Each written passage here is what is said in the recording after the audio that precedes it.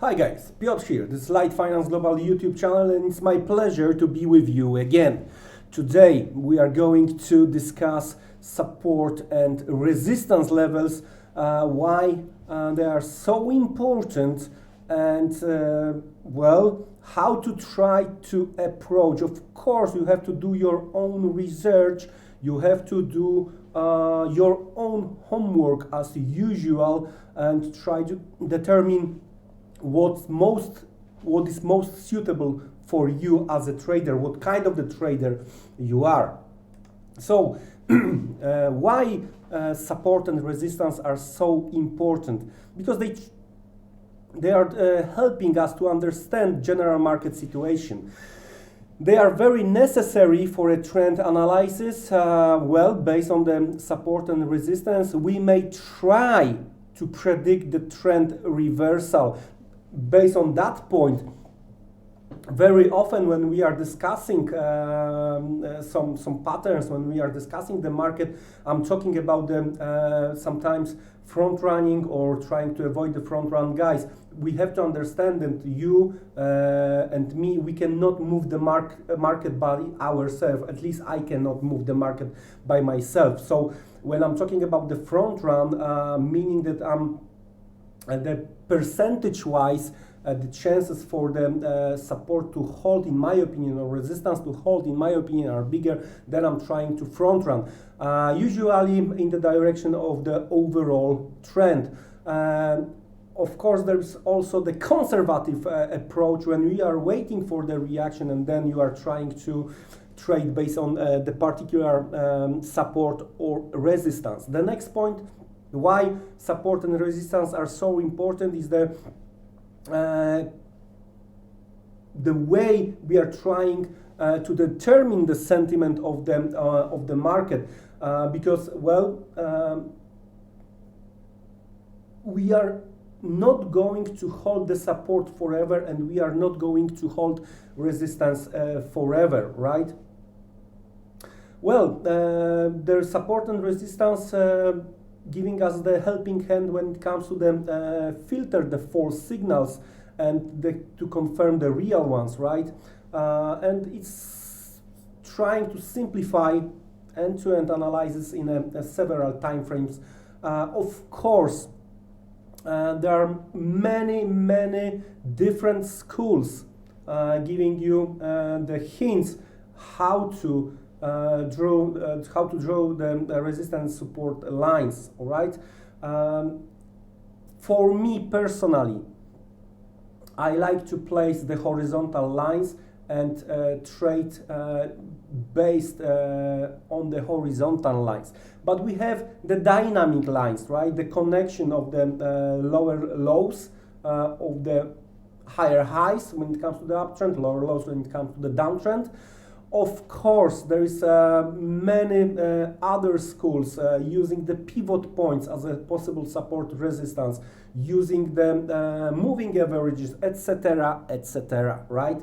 So again, you have to find your right approach. You have to find again what is suitable for yourself.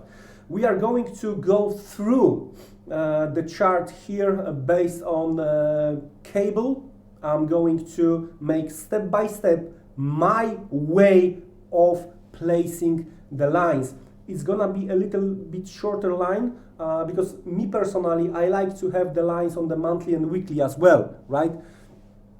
But they are staying there longer. We are going to start from the daily chart and we are going to try to discuss a few intraday trading possibilities for day traders created during the market moves. So if we are going to try to talk about the cable on the daily chart, let's try to take into the consideration the latest price movements. All right, so in that case we are going to place just few trend lines and I'm going to exactly explain to you what I'm talking about. All right. So first thing first, either we are working on this type of the support when the price coming to the level exactly to the point, right, and bouncing, and it's gonna be clearly visible, or when it comes to the resistance, price is approaching some certain levels and correcting lower. All right, there are going to be three types: going long with the overall trend, going short with the overall trend and resistance, going long with the overall uptrend with the support, failures, and trading the ranging market. All right, so if we are going about this type of the setup, okay, that's number one, and it's going to be the number two.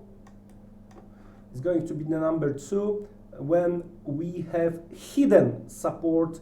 That's what I'm calling hidden support or resistance levels, meaning that in the past we've seen this kind of the false break, right? The market was trying to hold that level, finally broke to the downside. Where is the hidden support? Because when it's a hidden resistance and supply level, because it's not that low, it's like this neckline of the double head and shoulder, inverted head and shoulders formation, right? And similar when it comes to the resistance, after finally break out that level, so that's going to be the support. So that's what we have here. Again, do your own homework, do your own research and analysis, and adopt the best market tools for yourself. So I'm going to place the first line here, and I'm going to explain why, based on what you've seen a second ago, the two examples, right? That's the support we've seen previously, all right? Then that was false break, all right? And finally move lower. So I'm not surprised that lately market got the problem around the level of 34.26 as a possible supply level. All right, so that's the possible latest supply level. Now another level is based on what we discussed quite a few times already, and strongly encourage you to visit the video related to the swing trading, is this swing high. So suddenly we have 34.05, 34.26 as a possible supply. Where is the possible demand based on what we have here, right? There was, why the market stopped here, all right, previously? Because of what we've seen, here and here, these upper shadows, right? So let's place the line just for us to have it, why market stopped where it stopped, all right? These shadows, right?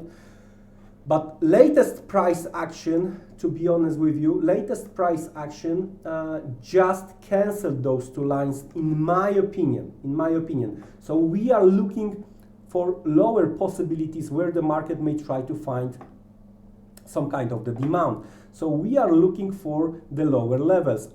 Usually I'm looking for the within the downtrend for a rising candle followed by the move to the downside. That's what we've seen here. All right, so let's have a look. How can we place the trend line, horizontal trend line here? So that's what I'm doing. Okay, I'm taking these levels and adding the bottom with these upper shadows, because here we have another daily resistance, right? Okay, so there you go, more or less this way. Okay, so in that case, from the daily chart perspective, based on the current price action, I do have the possible demand level, as you can see from the day trading perspective. at least twice based on the lower shadows or based on the price action in the following days, we had a possibility to try to trade this, this support, right? Overall trend is to the downside. So me personally, I would preferably try to sell the rally. So let's have a look what we have on the intraday chart. Let's have a look what we have on the hourly chart before we are going to move further. All right, let's have a look if we can check the left side and be precise enough here and here, right? We might place the intraday trend line over here. If it's intraday, let's change the color, okay, to the purple. And as you can see, we have another one creating the intraday zone based on this possible, what we discussed a second ago, inverted head and shoulder over here, right? So another intraday trend line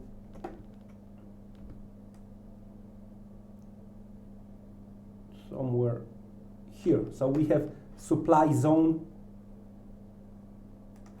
Based on this analysis, we have supply zone over here. So after the rally, you knew it, that if you wanna trade to the downside, that's your zone. And as you can see, there was a possibility to try to trade that way twice. All right. Of course, if you are a counter trader, then based on this daily green support lines, you were able to try to trade the price action to the upside from the scalping perspective. That's what I would avoid if we have the direction. I would trade that range from the hourly chart, both sides, in case of the ranging market for quite some time, quite few days. But it was not ranging market, right? So that's the point. That's where the horizontal lines works best for me. Of course, as I mentioned, you can also try to use the trend lines, right? You can try to connect latest swing highs or latest swing lows, depends on the direction, and try to trade that way. What I like to do in case of the significant break to the upside or to the downside, like what we've seen here, where the overall market is to the opposite direction, right? I like to see the possibility to connect some trend lines here and the bottom with the new high. And if we are breaking that one line, I like to work with the retest of the trend line, right? I like to work, and that would be the possibility to sell the rally, right? So for me personally, and well, it's working fine. Just to try to summarize the video, for me personally, I like to trade the horizontal resistance line, horizontal support line, but of course, if you like, you may want to try to trade the dynamics support or resistance line. And if I can give you the hint, the best thing is to try to trade long in case of the failure at the trend line when the overall direction is to the upside, and trying to trade the failure at the resistance line when the overall trend, all right, is to the downside. That's most probably the easiest way to approach the market. With that being said, wish you great next trading day. All the best. See you around. Take care and goodbye.